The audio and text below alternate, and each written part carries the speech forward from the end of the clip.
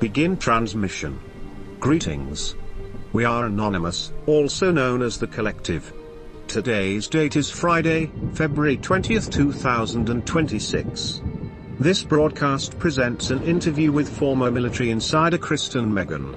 The subject is one the public has argued about for years: what people see in the sky and what they are told it is. You are told every trail above you is harmless condensation. You are told aircraft exhaust cannot contain metallic particulates. Yet laboratory testing and testimony claim the presence of barium, strontium, and aluminium. So the question becomes simple. If nothing unusual is occurring, why are governments debating restrictions on atmospheric spraying programs in multiple jurisdictions? Why would legislation even be discussed if the phenomenon does not exist? So joining us now for more is one of the first people to ever blow the whistle on what she says is absolutely happening, and that our own government has been involved for decades, spraying chemicals into the air with no regard for the people those chemicals could be hurting. I want to welcome in former U.S. Air Force environmental specialist and geoengineering whistleblower, Kristen Meghan. It's great to have you back, Kristen. Appreciate you being here. So you've been talking about this issue for years now. Can you take us through what you say is absolutely happening? Yeah, thanks for having me back. This is absolutely happening, and it's basically now openly admitted, even though you're getting kind of pushback from the EPA, but I don't think it's intentional. What I discovered around starting in 2007, I was working in bioenvironmental engineering in the Air Force. And like I had mentioned previously, I tried to debunk this.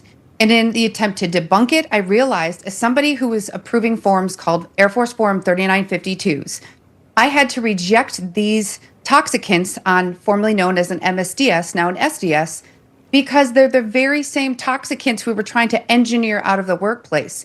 So why would we be procuring more? So lots of soil sampling, air sampling. Once I got threatened, I knew I'd found something, and it's very much happening. In fact, when I finished my master's around 2015, it was in one of my environmental textbooks that they were doing it. So it's a shock to me that people still think it's not happening. Yes, yeah. I sold the book, but I wish I still had it. And we can all see it if you look up, and it just doesn't make sense, that it's coming from like a Delta flight flying overhead. So your role in the Air Force, if I'm understanding it correctly, was basically to approve these flights long before takeoff, and eventually you just said, no, I'm not going to do this anymore. Is that accurate broadly?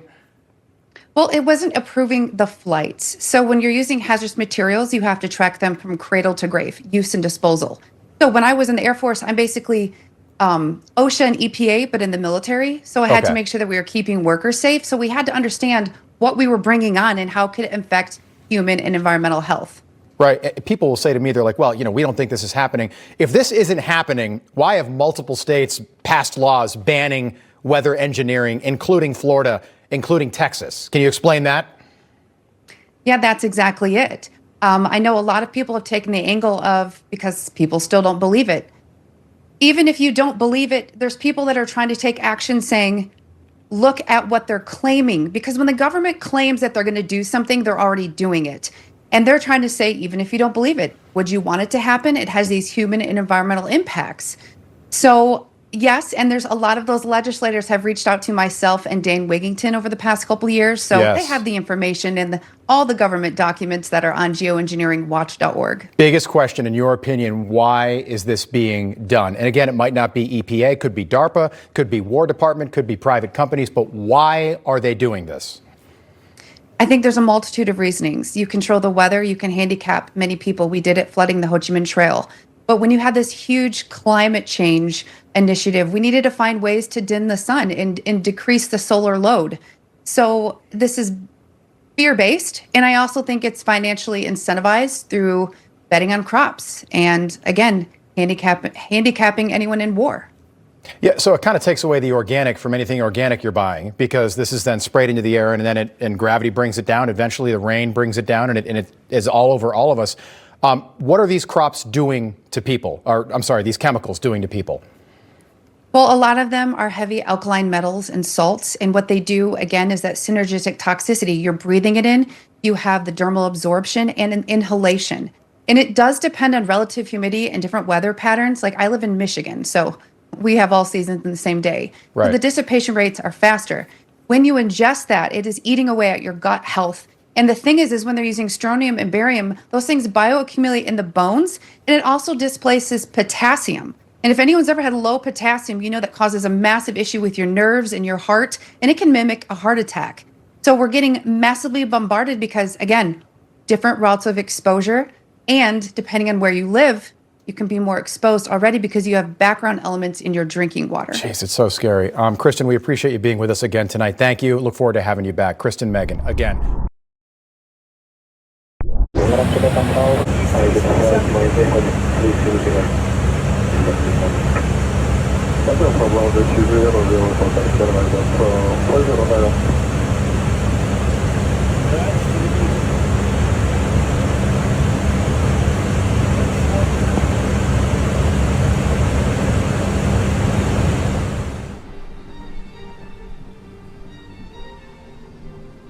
We are also told you cannot simply turn off condensation or moisture vapor and exhaust trails at will.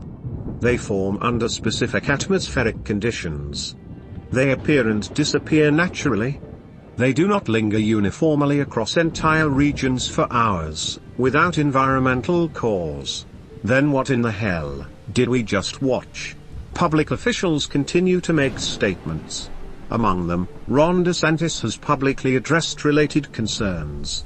Concerns that he stated were important, only because they were important to you. He has not made efforts outside of creating a reporting website that exists to allow you to bitch. Beyond that, zero accountability. Isn't that correct, dear Governor? We have grown exhausted of saying, the public deserves transparency, not dismissal. The public deserves data, not ridicule. The public deserves truth, not narrative management. We are now going to start asking this question instead. What is the lifespan of a tyrannical politician? One election cycle or less, once the people take back their power. What is needed in every state is the creation of citizen investigation committees, where every decision, law signed and money exchanged is investigated and recorded. Accountable to the people, with arrest power. Would you rather have 4 years of theft and corruption, or 2 years and a special election? We do not tell you what to believe. We tell you to ask why they want you to believe. Reminder, tonight at midnight is the premiere of our new channel, Friday Night 40. We hope that artists will start submitting their music. We are the voice of the silent.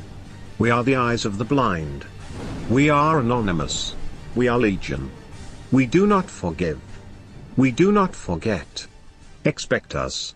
End transmission.